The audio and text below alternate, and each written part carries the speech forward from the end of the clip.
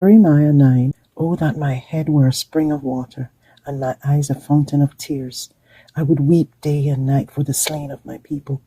Oh, that I had in the desert a lodging place for travelers, so that I might leave my people and go away from them. For they are all adulterers, a crowd of unfaithful people. They make ready their tongue like a bow to shoot lies. It is not by truth that they triumph in the land. They go from one sin to another. They do not acknowledge me, declares the Lord. Beware of your friends. Do not trust your brothers, for every brother is a deceiver, and every friend a slanderer. Friend deceives friend, and no one speaks the truth. They have taught their tongues to lie. They weary themselves with sinning. They live in the midst of deception. In their deceit, they refuse to acknowledge me, declares the Lord. Therefore, this is what the Lord says. See, I will refine and test them. For what else can I do because of the sin of my people? Their tongue is a deadly arrow. It speaks with deceit. With his tongue each speaks cordially to his neighbor, but in his heart he sets a trap for him. Should I not punish them for this, declares the Lord? Should I not avenge myself on such a nation as this?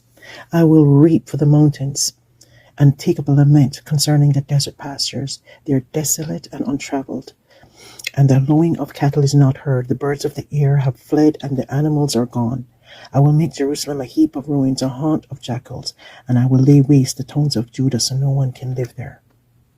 What man is wise enough to understand this? Who has been instructed by the Lord and can explain it? Why has the land been ruined and laid waste like a desert that no one can cross?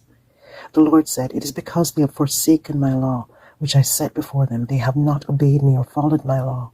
Instead, they have followed the stubbornness of their hearts. They have followed the Baals as their fathers taught them. Therefore, this is what the Lord Almighty, the God of Israel, says. See, I will make this people eat bitter food and drink poisoned water. I will scatter them among the nations that neither they nor their fathers have known, and I will pursue them with a sword until I have destroyed them. This is what the Lord Almighty says. Consider now, call for the wailing woman to come. Send for the most skillful of them. Let them come quickly and wail over us, till our eyes overflow with tears and water streams from our eyelids. The sound of wailing is heard from Zion. How ruined we are! How great is our shame! We must leave our land because our houses are in ruins. Now, O woman, hear the word of the Lord. Open your ears to the words of his mouth.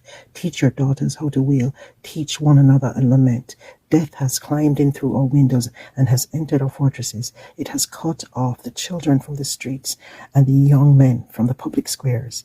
Say, this is what the Lord declares. The dead bodies of men will lie like refuse on the open field, like cut grain behind the reaper, with no one to gather them. This is what the Lord says. Let not the